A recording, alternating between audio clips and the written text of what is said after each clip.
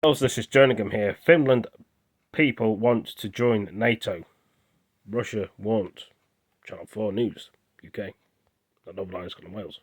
So I'll put it on that. Beneath the pine tree canopy, they're preparing for a battle they hope will never come.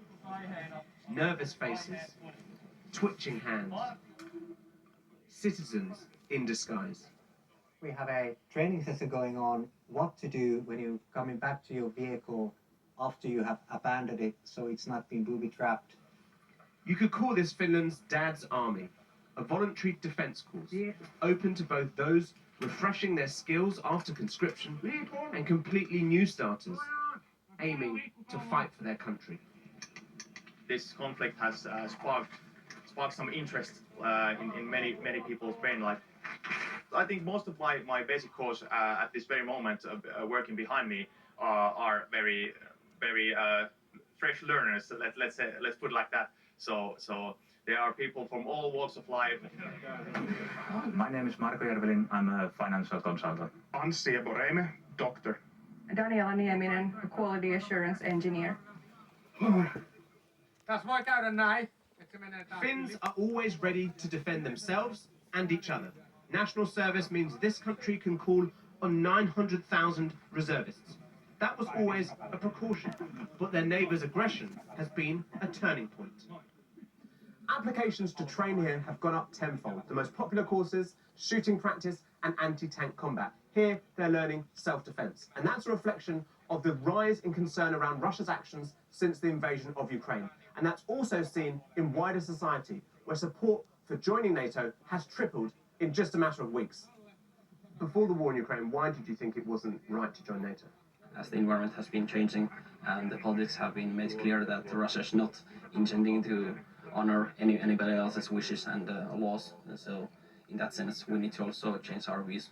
My female friends are more interested in learning like shooting and basic training. As a father, I thought like, what is this? This was my wife and my children, and then that kind of made me kind of think that okay, we need to be prepared. Some people in Britain will say it seems a bit weird, Finnish people learning how to deal with landmines, all that kind of stuff. What would you say to them? Well, when you have the sort of neighbors we do, it's not that weird. Finland has resisted joining the alliance for decades, because this nation knows all too well what happens when the Russians make a move. The Finns continue to defend their country against the Russian aggressor with the greatest valor and tenacity. In 1939, the Soviet Union invaded. The Finns lost territory, but they resisted occupation. That experience meant that Finnish sovereignty has always been tied to cordial relations with Moscow, and so they remained neutral during the Cold War. And so defence has always been part of society's fabric. It literally mingles and merges with the country's day-to-day. So this museum is all completely underground? Yes, it is. It's almost 10 meters under the ground, and we've got another floor below this one. And that's where the shelter is? Yes. Russia's lingering threat has meant that since the 1960s, Helsinki has built underground. Every large building requires a defence shelter. This art museum has one directly below the Rodan. And the largest go down and down, deep into Finland's granite, 50 meters beneath this rock, a public swimming pool. If leisure time turned to wartime, this could be drained within 24 hours and it could hold nearly 4,000 people.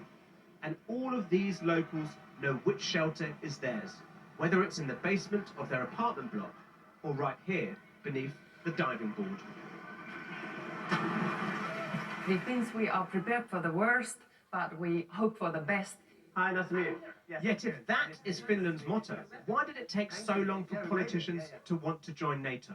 Russia invaded Georgia in 2008. Why not then? Well, that's a good question. I think that we should have taken that seriously when Putin indicated already 2005 that he sees the division between East and West. So it took this very dramatic war that finally pushed us over the line.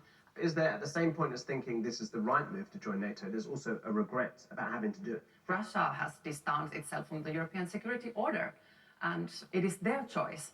I regret it. Of course, we would have been in favor of good, friendly neighborhood with Russia. In Finland, preparation is religion, but non-alignment was never orthodox. It was pragmatic for a nation looking out onto the Finnish Gulf towards St. Petersburg. Russia still looms over them here, but this is a nation now firmly looking to the West, where they see their best hope, not just for tomorrow, but the years ahead. Well, guys and girls, ladies and gentlemen, I hope you all enjoyed that. Give it a like, give it a comment, share it with friends, and I'll see you in the next video. Thank you for joining me. Peace. Take it easy.